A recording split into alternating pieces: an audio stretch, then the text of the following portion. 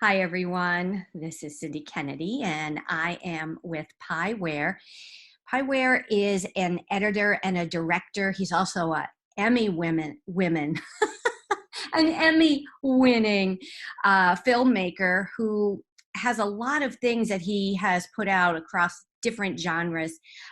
He's also a director, and he's been part of Solitude, My Beautiful Me, and The Act. And he's also been the editor of The Fastest Car and some other comedies and part of World of Dance and American Idol, all kinds of crazy stuff. But what we have him here to do today is to talk about his recent documentary called Skin Deep, backwards there. And it's the Battle Over Morgellons, which is, well, I hear it pronounced Morgellons and Morgellons, so we'll find out which way he prefers. But this is interesting because this is a whole different take than we're used to, and we're real excited to have him on the show here. So, hi, Pi. Hi, Cindy. How are you? Thank you for having me on the show. This is great.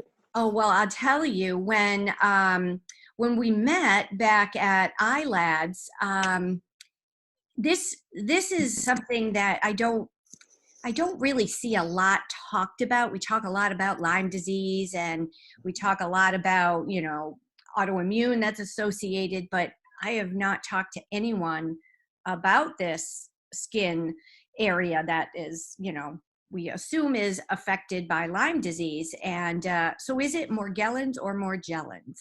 I think either way works. I've done a little piece of video on our Facebook page and website about the two different ways that a lot of researchers and scientists will pronounce it. I say Morgellons, but if I'm talking to someone who says Morgellons, then I end up saying Morgellons too. But either way is fine. It's kind of like a potato. Yeah. Yeah. I think the original, it's a French word, so it's Morgellons. So I think either way is wrong and correct. Yeah, at the same time. But you know what? We have bigger fish to fry, right? Than just figuring out how to say it. We really should find out what to do about it. And how did you get into this? This is kind of a whole different, talk about different genres. This is a crazy. Yeah. Mm-hmm. So, I wanted to make a documentary about denialism. And the reason is because I had an uncle when we were kids who ate baby food at dinner. And we thought that was really strange. And he had this horrible ulcer and it wouldn't go away. They were recommending that he have Freudian analysis to take care of the unconscious reflex between his brain and his stomach that the medical system believed was the cause of ulcers at the time. It was psychosomatic at the time. So he ended up dying of stomach cancer. So I thought that was, this crazy thing when I heard in the 90s that Barry Marshall, the gastroenterologist from Australia, had found that it was actually a bacterial infection that caused most ulcers, and indeed it caused my uncle's ulcer. And it just is like a layperson. I'm not a scientist, so I thought science should be easy. It should be black or white. There shouldn't be these crazy areas of gray. We should just agree or disagree. Why would new evidence not be accepted? It's this kind of denialism that exists in science that was fascinating to me. And it happened also when I was at the University of Virginia and was told that there was a new phenomenon that needed to be exposed as a fraud. And it was this thing called global warming. And, that turned out later to be another type of denialism. So when I saw Morgellons disease, which I had seen just researching chronic Lyme disease, I thought, well, this is the most extreme example of denialism, where you have actual, fibers coming out of the skin of the patients.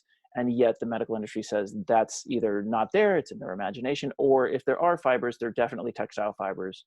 And that's the end of the story. These people have a psychological disease. It's not biological.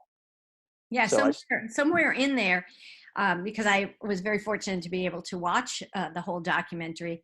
Someone actually asked the person if they were scrubbing their skin, right, with material. Well, one of the main subjects of the film is Cindy Casey, and what's interesting is she went to doctors in the 90s with these lesions that were appearing on her skin, and they found fibers in her skin, and they were like, "Are you using a washcloth?" And she said, "No, And they just were astounded and confounded by these fibers that were in her skin that they found. That wasn't even something that she approached them with. So um, there's some crazy stories. There's one story that's not in the film, but was one of the subjects, where she had a biopsy taken because she had these horrible lesions on her face, and the doctors found a fiber in the biopsy and said, well, now we know you're crazy because you must have implanted this fiber in your skin. That's the only way it could have gotten. How is that? Yeah, it is possible. There's got to be, I don't know. I just find the majority kind of follow the people who are saying certain things that they, maybe it's Dr. John Smith and, oh, he's extraordinary, he's brilliant, and everybody follows him. And if he says boo, everybody else says boo. But it takes a lot to step out of that, that mess that we've made Mm-hmm. in medicine, to say, wait a minute, guys, I'm gonna go against the majority of you people, and I'm gonna look at this a little bit more directly and find out what the association is. I mean, the people in the film I found to be extremely, I feel devastated for them. That's exactly the way, when let's talk a little bit about the artsy stuff. When you do this, you want to make an impact. And I have to say, even though with my knowledge, you still made an impact. I mean, the emotion that was there, the real people, the real issues. And, I don't want to give it all away, but that segment of the mainstream doctor just, it, it angered me to the point where I was growling a bit. How did you find all of this? How was your whole experience doing this? Well, it's interesting. There's this idea of what's a good doctor, right? So one of the dermatologists that appears in the film ends up going to the Morgellons conference in Austin. Now, the Morgellons conference is attended by mostly Morgellons researchers and patients themselves, and this particular dermatologist was very skeptical of Morgellons disease, and he presents his own take on it. And it's a crazy scene because he gets a lot of blowback from the population, and you see the limits of his people skills, his bedside manner, sort of, You it think? explodes. You And think? yeah, so there's this, he says there's no such thing as a bad doctor, right? And so the idea of what is a good doctor is ever present in the film. I interviewed, when I first began shooting, before I'd even actually rolled the first camera, I went and I talked to a friend who's a neuropsychiatrist, and I asked him what he thought about these sorts of diseases, and he said, well, they're all psychosomatic, all these chronic Lyme disease and fibromyalgia and chronic fatigue, and there is no Lyme disease, for example, in California, is what he said. And this is October 2015 when I had the conversation. And what he did is remember, like a good doctor, his training, but his training was in the early 1980s when that assertion was correct, probably, right? But now we were in 2015, and even the local news had reported years before that on the presence of Borrelia burgdorferi, the causative agent of Lyme disease, existing in the ticks within Calabasas and the Santa Monica Mountains here in Los Angeles. So all he had to do was simply look into, simply do the first step of investigation to find out that there is Lyme disease in California, particularly in the Bay Area. And he wouldn't have said that thing, but he holds a position of authority. He's a neuropsychiatrist. He's a doctor. He's a genius. We all know this. And so, like you said, if Dr. John Smith says boo, we all say boo. And I think there's a way that doctors, they remember their training, they remember the textbooks, but then things evolve. And so when they're remembering and spouting off their textbooks, whether it's, bacteria cannot exist in the gut because it's a sterile environment, like the medical industry used to believe in the 1970s, whether it's there's no Lyme disease in California, they're out of date. And they need to look further and investigate to see what's changed or how we understand things to be different. Because no one now actually thinks that the gut is a sterile environment where bacteria can't exist as they did in the 1970s. You pick up a yogurt in the dairy aisle, and that'll tell you all about the different types of bacteria that exist in the gut. So Yeah, things have shifted, right? yeah, and people think probiotics are just something fancy schmancy for the most part. They don't understand that it's a creation and it is microbes so that you can assist the gut to get in order. I always talk about the gut as, if people are really in dysbiosis or, not harmony. I always talk about it as kids playing in the sandbox, right? And you got a bunch of kids and everybody's okay. And then all of a sudden you get some bullies. And the bullies are throwing sand so much that the good guys are leaving. And then they take over. So it's so important to have more good guys and kind of crowd out the bullies so that the gut works better. But yeah, yeah. I mean, a lot of these people did not come to the table having, a diagnosis of Lyme, correct?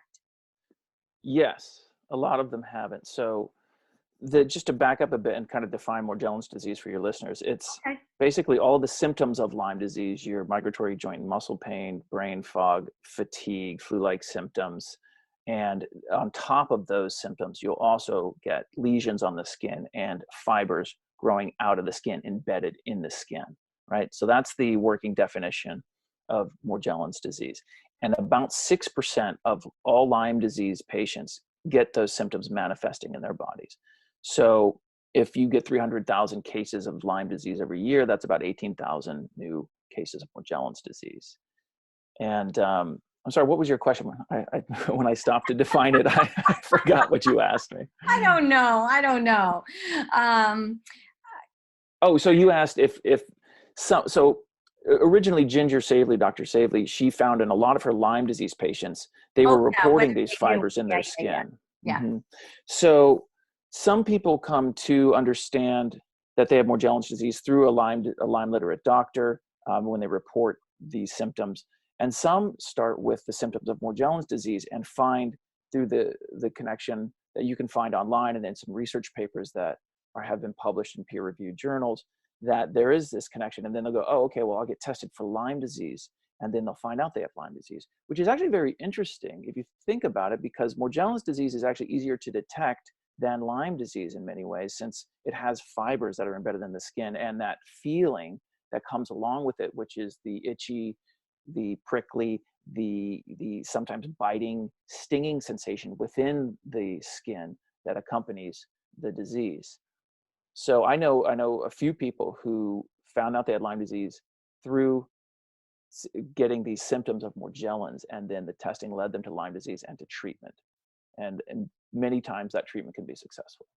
It's one thing feeling lousy and not knowing why, but I can't imagine having these lesions and sores, and those have to be, they're open. These are not like little scratches or anything like that. They can be pretty deep and wide, and it has to be horribly painful. I mean, how do you shower? How do you dress yourself? I mean, all of these things. And, with the description of what people go through, yeah, it becomes more of a psychological issue because of the emotions you're going through. And the problem finding that person to believe what you have is real. And the delay in finding it and the delay in treatment, it just goes on and on. And a lot of the people are are labeled as pickers, and they're just picking their skin. Whoa. I mean, I'm thinking to myself, some of the people that have it in areas you can't pick. So what do? You have a picker by proxy. Somebody else comes and picks you. Wow, it was tough. That it's tough. It was an eye opener actually for me. How about? And that's the big problem with the prejudice that exists within the medical and particularly the dermatological communities, right? They're told, oh, Morgellons disease is psychosomatic. Oh, it is a psychological process. And if they have lesions, it's because they're picking at it. And so when someone walks into the office and they have that prejudice, how do you guard against that, Mm-hmm. right? Yeah. How can we, and that was my goal in creating the film. It's to say, hey, everybody, look, here's a bunch of credible patients who have real lesions. They have real fibers coming out of their skin. Here's microscopy to prove that. Here's this credible person's personality. Here, listen to them talk. Here's their story, which you can follow along and empathize with. So I'm trying to turn the tide of prejudice into one of open-mindedness within the dermatological and the medical communities. And hopefully we can do that with an emotional and somewhat exciting and interesting documentary. Right. You know, and they learned that these fibers or filaments, when they took them out, were not from a textile origin. Isn't, Right. I mean, why wouldn't you really believe that? Well, You that's the question. So if there's evidence, say, that bacteria exist in the gut and they're creating ulcers, and there's a gastroenterologist who's publishing these things, why wouldn't it be believed by the wider medical system? And the same thing follows with Morgellons disease. If researchers like Marianne Middleveen are doing research where they're getting samples, or Randy Wymore from Oklahoma State University are taking samples of Morgellons fibers from the skin of patients and then doing analysis of that, and it's not a textile fiber, and it turns out to be made of collagen and keratin, which are proteins created by the body, why wouldn't we believe that? That's a great question. That's the $1 million question. And I think the film tries to present that question in a way that will hopefully move the conversation forward. And, it's, on the other hand, it's easy to, I don't want to dismiss people who may not believe that this is a real disease. There are good reasons why a dermatologist might think, oh, all the fibers are textile, because there are fibers that do exist on the skin that are textile fibers. That is a real thing. But if you look at the actual fibers within the skin that are embedded and you do an analysis of them, which Marianne Middleveen did, the researcher who dyed the tissue to find out that there are bacteria present and that the coloration of the blue fibers within the skin is melanin and not a commercial dye, which would be the case if it was a textile fiber. This is a lot of compelling evidence. And what I think needs to happen is that other scientists and other researchers that aren't in this group of folks that I followed in the movie need to repeat those experiments and see what results they get. Because once that happens and they start getting the same results, doing the same experiments on the same types of fibers from the same types of patients, that's when the wider medical community will start to believe the evidence. Yeah, it's true. Comparatively, in your past, what other, I mean, certainly you were involved with things, like Dancing with the Stars and American Idol and things that are completely different from this, but Mm-hmm. is this a passion of yours now to really kind of bridge that gap between things that are unknown or denied and bringing it forward? Is this your mission? It was for this particular project. I've made narrative films before, like you'd mentioned, this film Solitude or The Act. Those were stories that had empathy at the heart of them, and it had love at the heart of the theme. But when I found this subject, it just kind of drew me into it. And I thought, I've been making and editing a lot of nonfiction, whether it be, American Idol or America's Got Talent, or documentaries like The Last Animals about poaching. I thought, well, this is a really interesting nonfiction subject that I've got in front of me. I'm just going to follow through and make this documentary. So I think the through line is that I wanted to create something that had empathy. So the same kind of themes that I'd done in the narrative work, I wanted to bring to this documentary, right? Where it's about real people, real emotion. It's about engaging an audience and showing them that we need to take an empathetic look at this situation and have an emotional reaction in believing them. How much did you get drawn into this? Well, when you shoot for 5 years, and you're directing and you're the sort of the engine that pushes the film forward, you're drawn in. It's very all encompassing. Yeah. But I wanted to make sure, one of the things I did when I was making the film is that I wanted to show the Morgellons community what I was up to make sure that they followed along and were supportive of the effort, because really the big challenge when you're making a film is to gain access to a community that may be marginalized, and in this particular case has been ridiculed, has been abandoned. And so I met with Cindy Casey, who runs the Morgellons disease conference in Austin every year. She and her foundation, the Charles E. Holman Morgellons Disease Foundation, create this conference in Austin every year, although it's canceled this year due to the coronavirus, like most conferences. So I gained her trust with a bunch of conversations that we had, and she sort of introduced me and to the Morgellons disease community, and because they trust Cindy, then allowed my cameras to come in and film them at the conference, and also they would tell me their stories, and that was the big deal.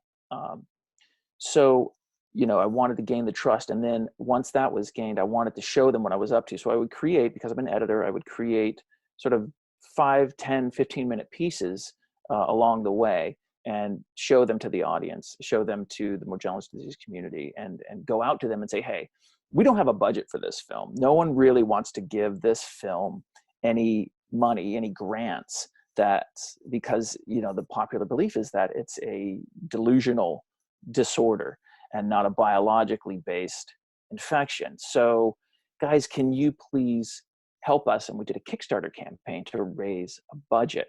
And, the Morgellons disease community, to its credit, was right there with me. And I mean, I had people who were very ill, who couldn't work, sending me $5 and $10 to say, please share our stories with the world. Tell them what's going on. Tell them how we're suffering and how we're not believed. And so I would keep them in the loop. And when I finished the 90-minute version, which is the feature film that's coming out on March 31st, we had I wanted to find a distributor, right? Because the most important thing is to change the prejudice within the greater community, within the world. And so we needed a distributor who would understand, one, that this is an important issue within the healthcare system that needs to be talked about, even though it's not as prevalent as COVID-19 right now, which is taking all the headlines. This is still something that needs to be talked about because people are really suffering and need help.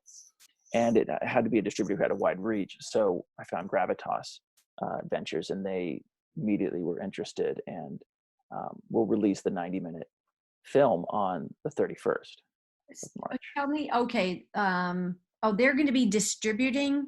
What's their role? Mm-hmm. Tell me again, Gravitas. So Gravitas Ventures is a distribution company, and they license and acquire material and then release it on iTunes and Amazon, Google Play. Okay. Sometimes they'll release it in the theaters.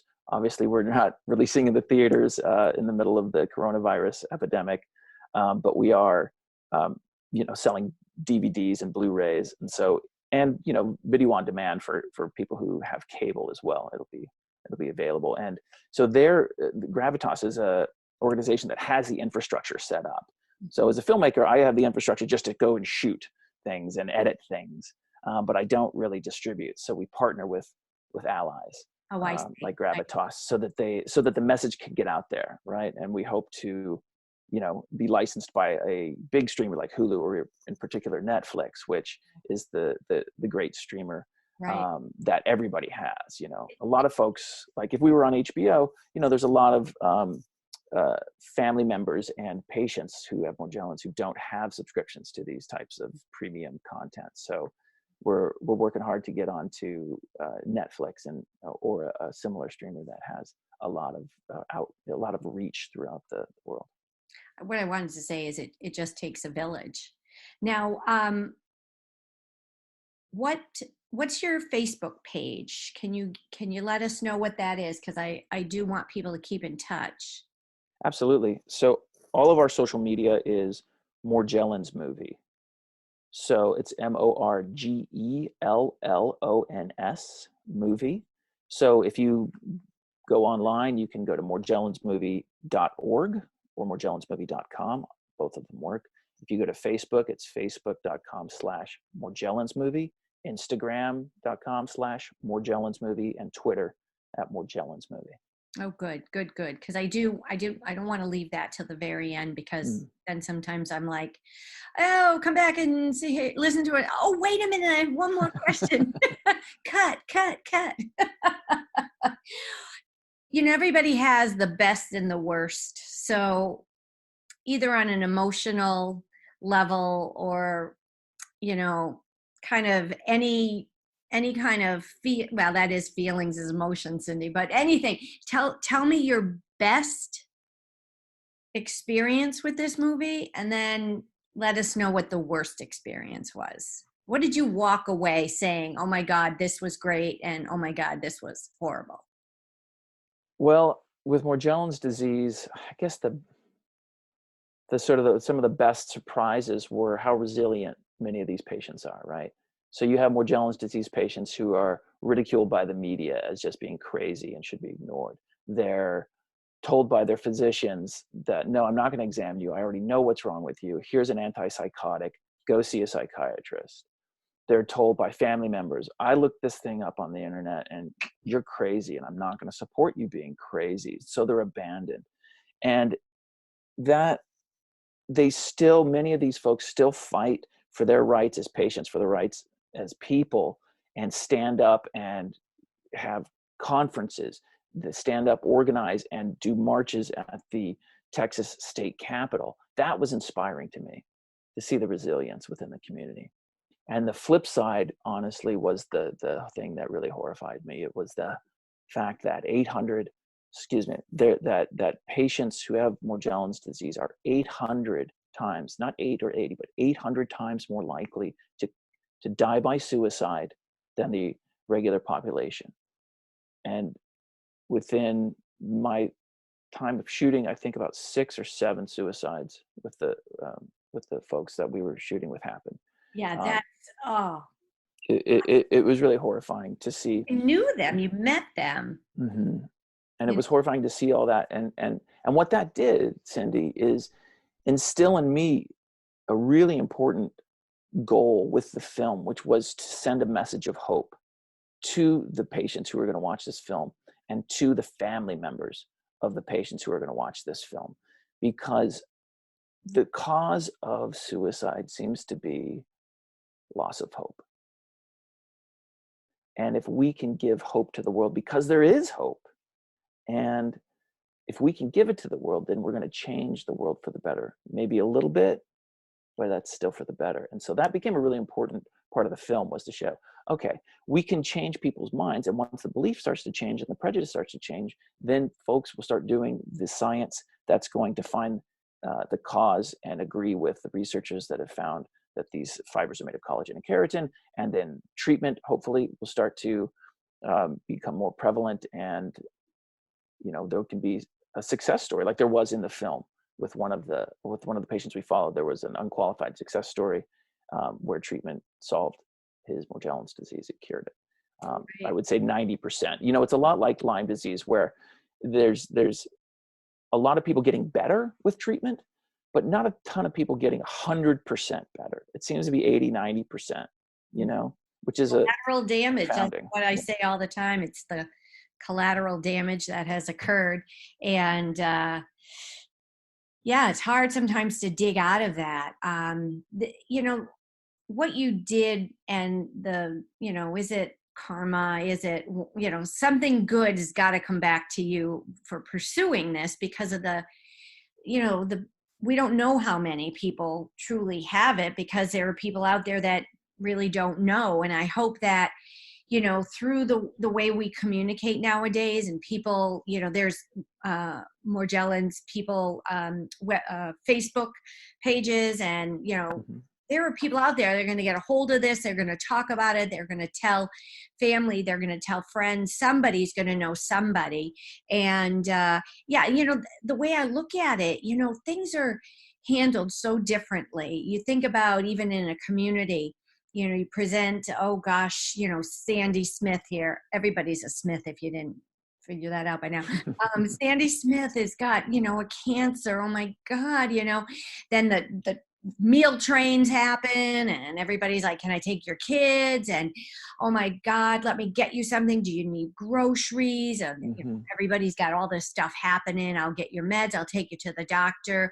I'll bring you to your chemo or radiation treatments, whatever. You tell somebody you have Lyme disease, and it's getting better. It is getting better, because more and more people are talking about it. And, but still, it's the length of time. Maybe it took years to get diagnosed. Maybe, it took even longer than a few years to start to feel better. And, people look at you and they think, God, what is wrong? Get your crap together. You're going to be fine. Just you got a bad attitude. And that kind of stuff just doesn't help. It hurts people. And again, by bringing hope to people and getting that community together, is important, because I think I learned that in the beginning of their little conferences, it was a very handful of people, but it had grown during the time that you were filming. Wasn't that correct? Yeah, it grew a little bit during the time of filming. Hopefully Okay. the film can be part of the community growing even beyond that, Right. because like you say, it's the support system. When the world doesn't believe in something and they think chronic Lyme disease is fake, or they think that Morgellons disease isn't real, quote unquote, then the support system isn't there, right? You talk about cancer. I've had friends, while I've been shooting this film, I've seen people get Morgellons disease and have zero support from their family, from their friends, to lose family and friends, to lose jobs. I've seen people have their kids taken away in divorce proceedings because they were used. Morgellons disease was believed to be a kind of delusional disorder, so it was proof that they were unfit as parents. And then I've had two friends get cancer. And like you say, the meal trains are there because the support system, because the belief around the community and in the United States is that we need to reach out when someone has cancer and give them support. That's the feeling, that's the emotion that surrounds a cancer diagnosis, which is different from it was in the 1950s, right? When the C word was something you wouldn't say. And slowly, as you say, Cindy, the chronic Lyme disease is starting to be more and more supportive. Why is that? It's because of the exposure that the disease gets within the media, and that starts to change people's belief and in conversations between folks. And the same needs to happen for Morgellons disease. It's all the same thing that happened, with ulcers. It was believed that this was a psychosomatic, and you really needed to stop being angry, and you needed to get Freudian analysis, and that was your problem. You're the problem. It's victim blaming, Yeah. not Yeah. an infection. Yeah. They don't And that's know. it's a interesting reflex. You see it over and over again of victim blaming, right? It's like, as a doctor, if someone comes into my office and they say all these things that don't sound right, I'm like, problem must be you. And that kind of instinct is prevalent throughout human nature. So I don't want to go and put a target on doctors and dismiss them and say, you guys are stupid, you should have known about Morgellons disease. That's not what we're up to. It's empathy on both sides of the equation, right? Morgellons disease is a complicated disease, okay? It shares symptoms with psychological diseases from delusions of parasitosis, right? So people who believe that they have bugs in their skin will scratch at their skin. They'll have this formication. They'll have this feeling of biting, stinging sensations within their skin, and then they will scratch and pick at their skin. And that can look similar to the Morgellons disease symptoms. So, okay, if that's a prejudice in your head as a dermatologist that this is a psychological disease, and then you see symptoms that are similar, you might go to that conclusion. So there are reasons why folks jump to conclusions. And I want to be empathetic to that. But I also want to say, I understand why you would think that. Here's why you should look further. Right. This is why we should look beyond a prejudice and open our eyes to new evidence and new diseases that are emerging. Yeah. I recently had a conversation with a family practice doctor who just didn't really want to have anything to talk about, conversation about Lyme disease, because Lyme disease is a bacteria. Okay. All right. Yeah, I agree. Yeah. And you take antibiotics, and like any other bacteria, it kills it. And that's it. The rest of this stuff that's going on, I don't believe in it. How do you, I mean, you got, it's, And it comes down to belief. It yeah. comes down to belief. That's Or what that's ignorant. stopping the progress of treatment, is the I know, belief. but I think some of it is ignorance. I just have to say, Sure. it's easier to say no than to really pick up some research material and sift through it and talk about it and open the discussion with your peers, because Mm-hmm. you might be exiled. Somebody might say, oh, Yeah. not he's flipping his lid over there. He's Yeah. really doesn't know what he's talking about. I want to just touch up, as I practiced women's health for 20 some odd years. So I was always concerned about people's self-perception. Mm-hmm. So on multiple levels, these men and women who are dealing with this illness and these obvious sores that can be on their face, it can be in areas that people don't see, but it can also be just totally exposed and right out there. The embarrassment, the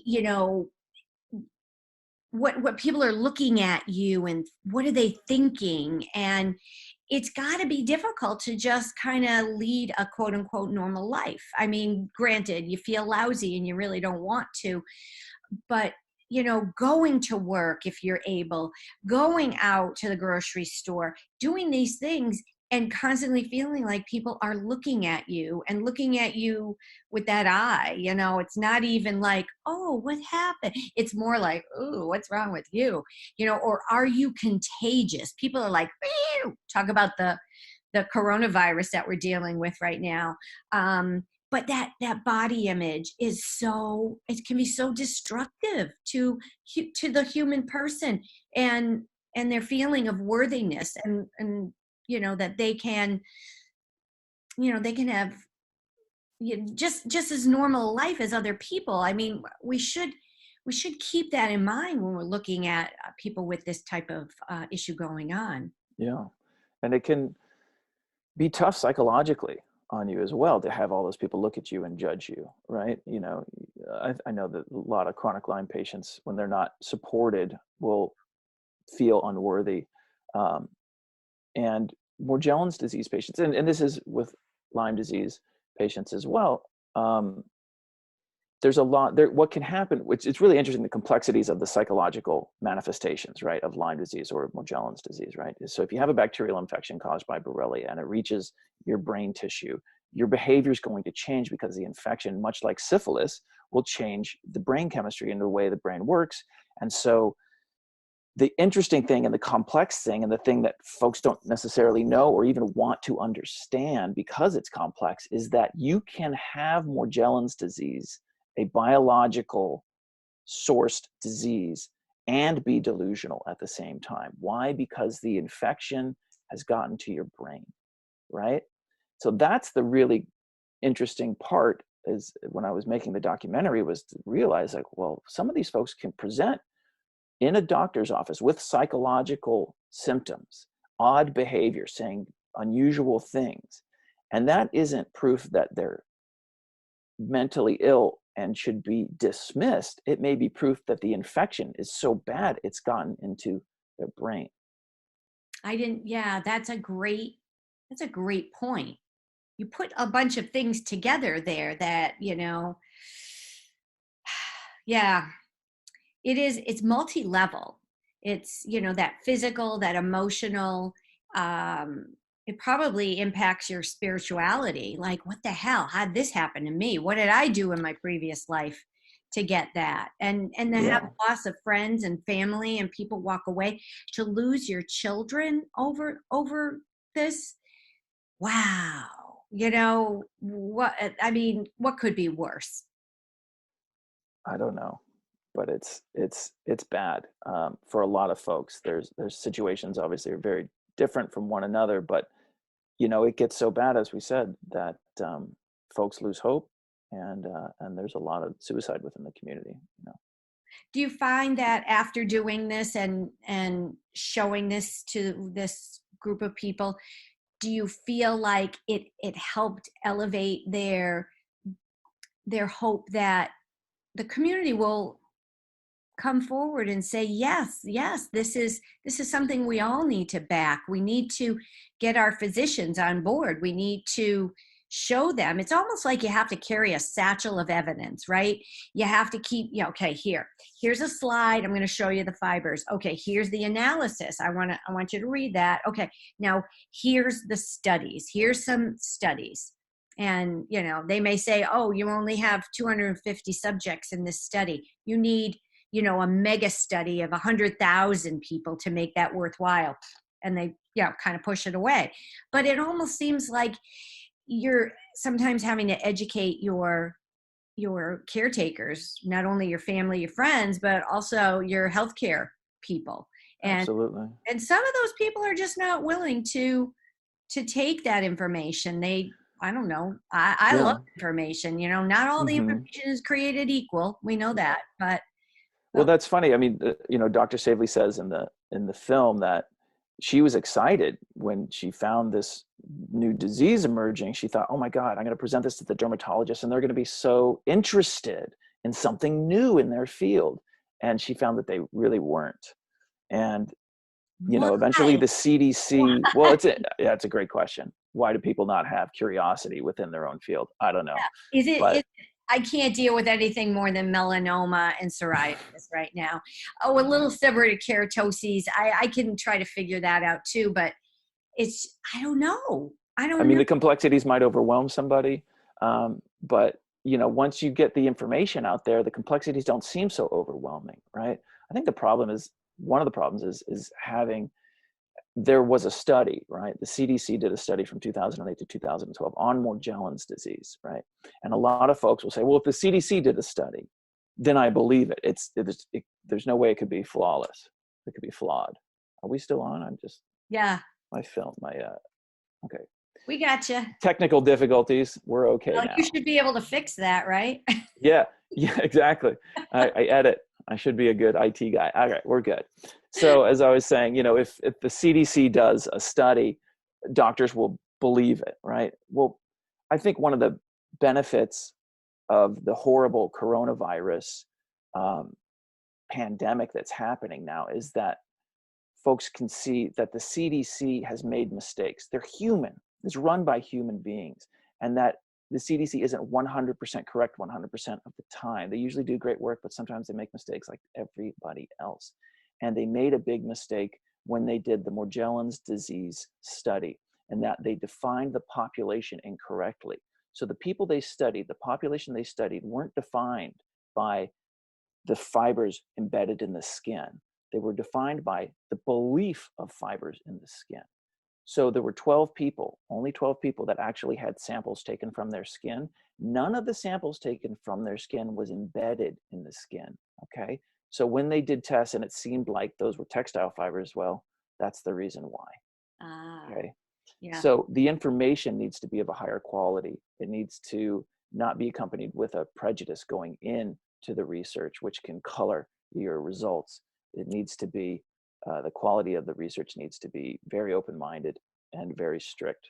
Right, because there were a lot more people that had started off in that study, and it kind of whittled down to a smaller group. And it's unfortunate that that group was the ones that really did not have any of the fibers within their tissue there, because I'm sure some of the other people that weren't involved or ended up not becoming involved were really the true people.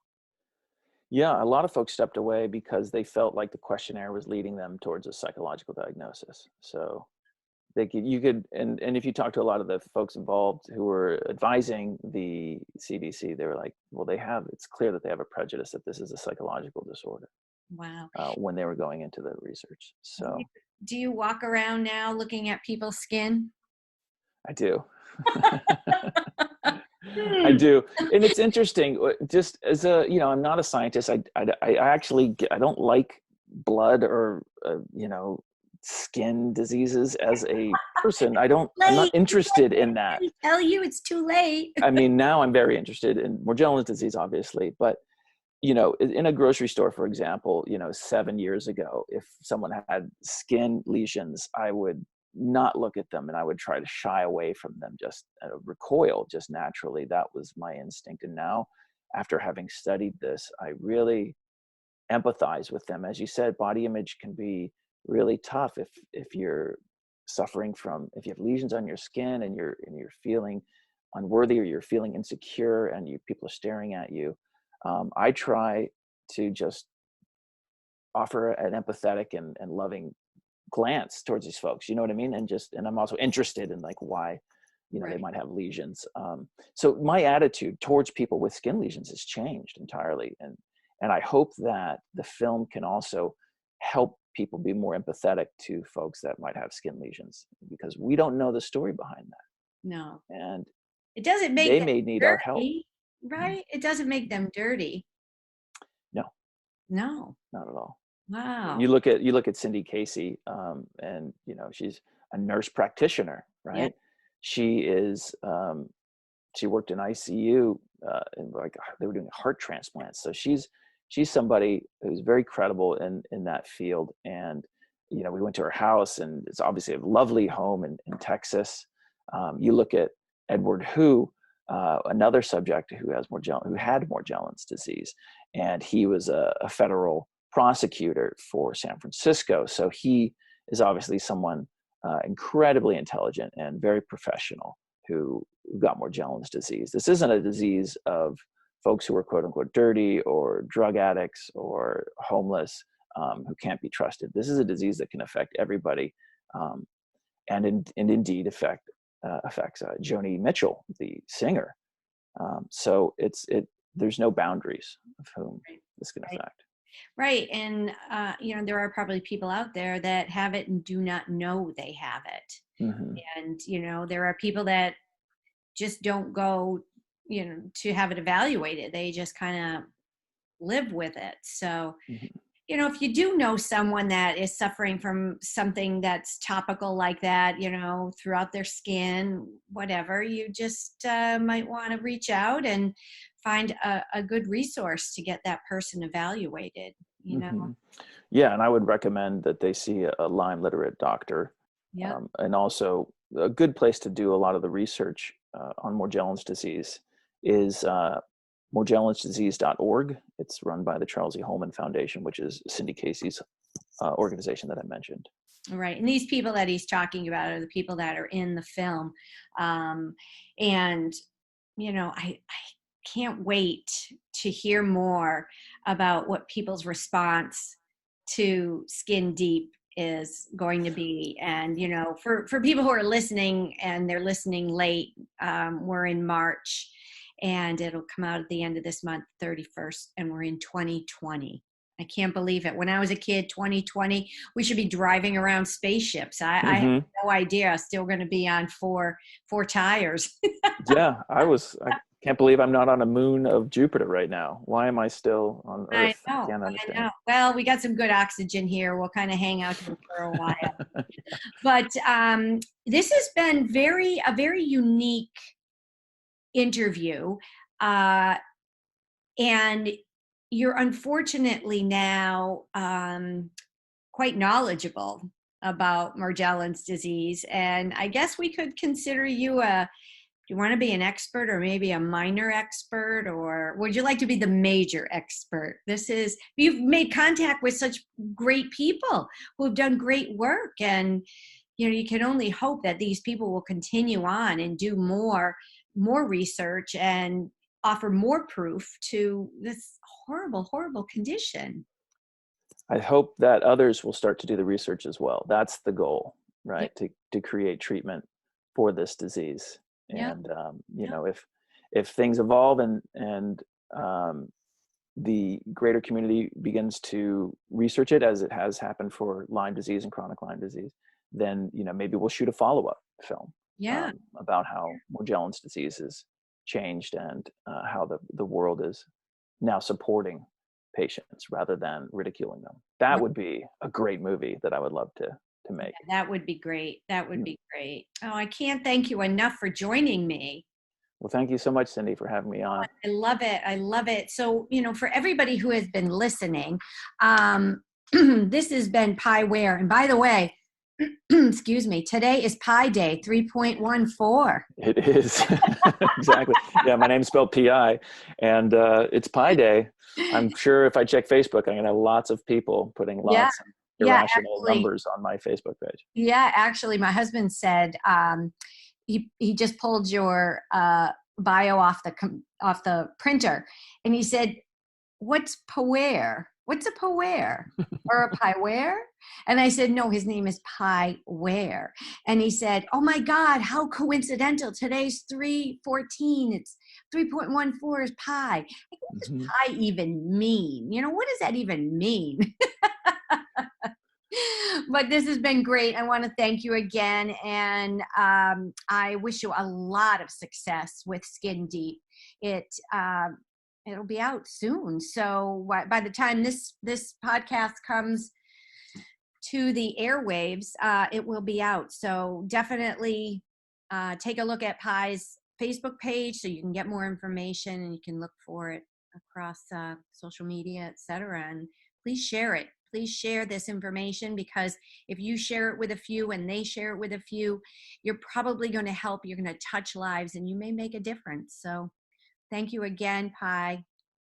My pleasure. Thanks for having me, Cindy. You're welcome. For everybody, you've been listening to another episode of Living with Lyme.